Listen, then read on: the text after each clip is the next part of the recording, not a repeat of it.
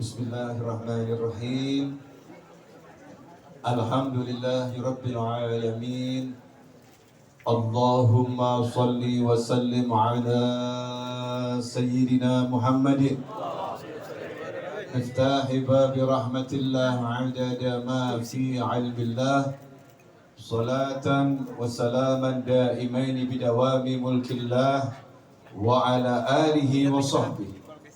Allahumma salli ala sayyidina Muhammadin salatan taftahu biha lana futuhal arifin wa tufaqihuna biha fid din wa ala alihi wa sahbihi. Assalamualaikum warahmatullahi wabarakatuh.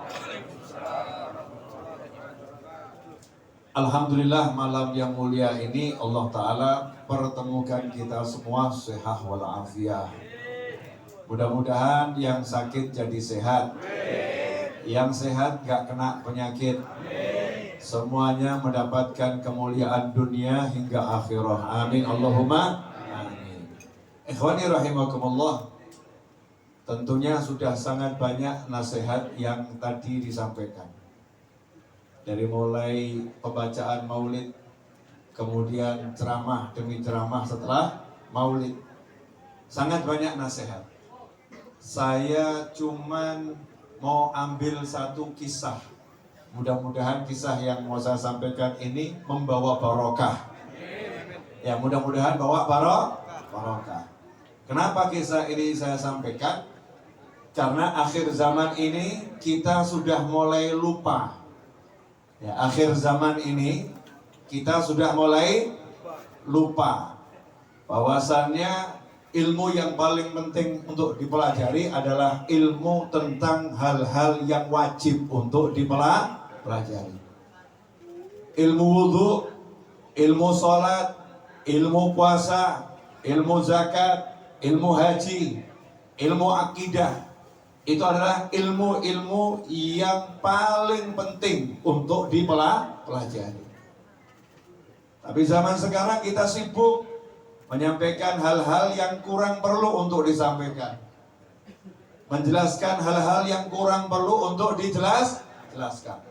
Kadang-kadang kalau ada khatib, ada ulama jelaskan masalah wudhu, maka langsung makomnya turun drastis. Wah, ini ulama kampung, ustadz kampung. Kalau jelasin wudhu namanya ustadz kampung. Kalau jelasinnya ma'rifatullah, masya Allah, ini waliullah. Kalau udah bicaranya ilmu terbang, bukan rebana, bukan ya, ilmu terbang, bisa lihat yang gaib-gaib, ini waliullah. Apalagi bisa meramal, laku keras. Padahal kemarin udah saya ajarkan ya, cara meramal tahun 2021. Ya, zaman modern. Masih ingat nggak pelajaran yang saya sampaikan? Tapi jangan dipraktekkan. Nah, nanti kalau kamu praktekkan, bahaya. Dosanya luar biasa. Buka kamar satu, siapkan kamera yang bagus, kemudian layar monitor yang cukup bisa kamu lihat dengan oke, speaker yang jelas, kemudian satu ruangan di depan, ruang tunggu pasien.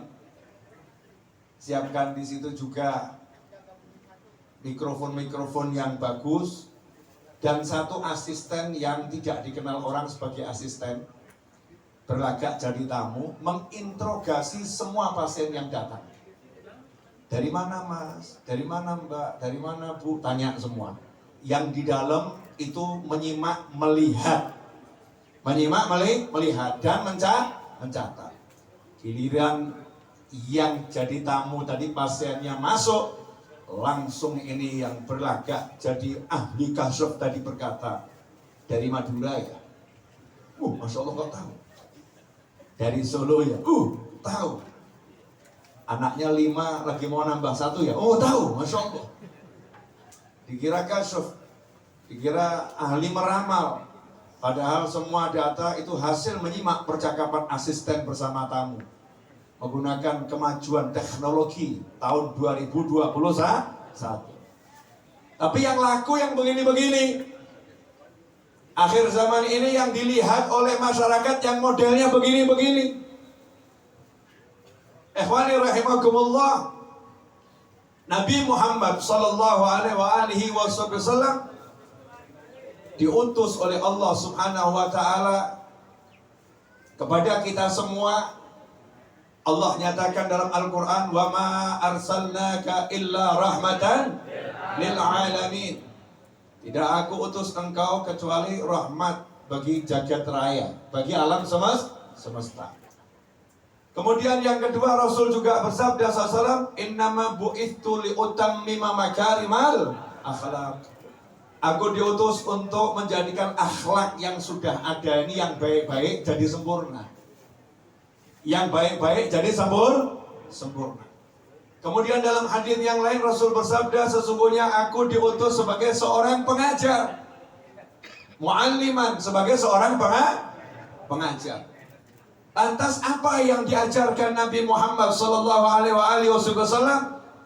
Yang diajarkan Rasul cara sholat. Sallu kama ra'aitumuni usalli. Sampai Rasulullah SAW mempraktekkan sholat.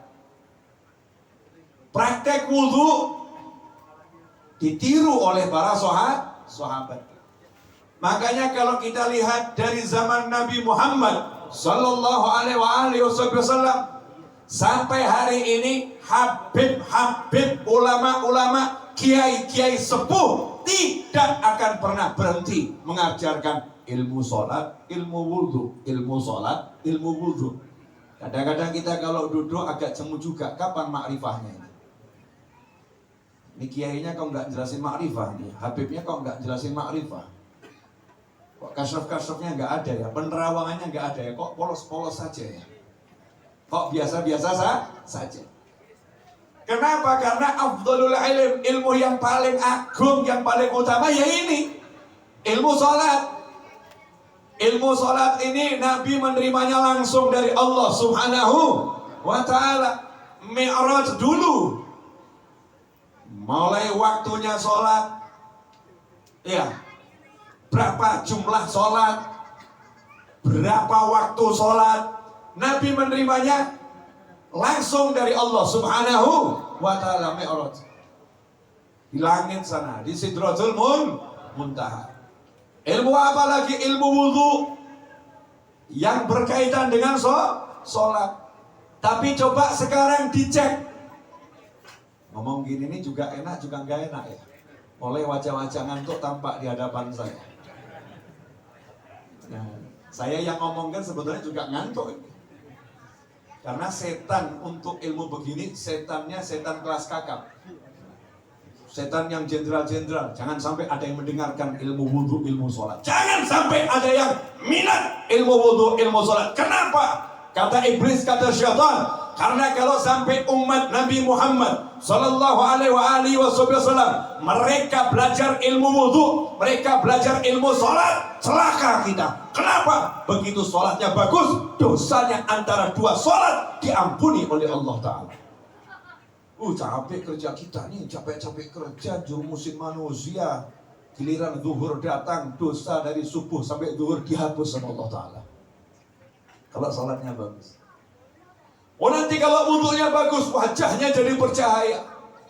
Nanti kalau sholatnya bagus di alam kubur, langsung bebas dari interogasi malaikat. Sholatnya bagaimana? Bagus. Dah selesai, jangan diurus VVIP. Sholatnya bagaimana? Jelek. Sortir dulu nih. Masuk kelompok wajib interogasi lebih lanjut. Kenapa? Karena sholatnya jelek. Makanya setan berjuang dengan pasukan yang luar biasa. Sebagaimana dikatakan dalam tafsir, aku akan palingkan mereka dari jalanmu yang lurus, ya Allah. Itu yang dimaksud adalah sholat. Tapi sekarang siapa yang mau mengajarkan ilmu sholat di pengajian? Yang membatalkan sholat, rukunnya sholat, ia membatalkan wudhu, rukunnya wudhu. Begitu ada habib bicara seperti ini, ustadz bicara seperti ini, kiai bicara seperti ini, labelnya habib kampung. Ustadz kampung, kiai kampung, muallim, dah levelnya bawah, nggak high class. Bukan yang levelnya luar biasa. Kita pun dengarnya males. Padahal kalau kita buka sejarahnya para ulama besar itu yang menjadi karya utamanya adalah menjelaskan ilmu sholat, menjelaskan ilmu wudhu, menjelaskan ilmu puasa, menjelaskan ilmu zakat, menjelaskan ilmu tauhid, akidah ahlus sunnah wal jamaah.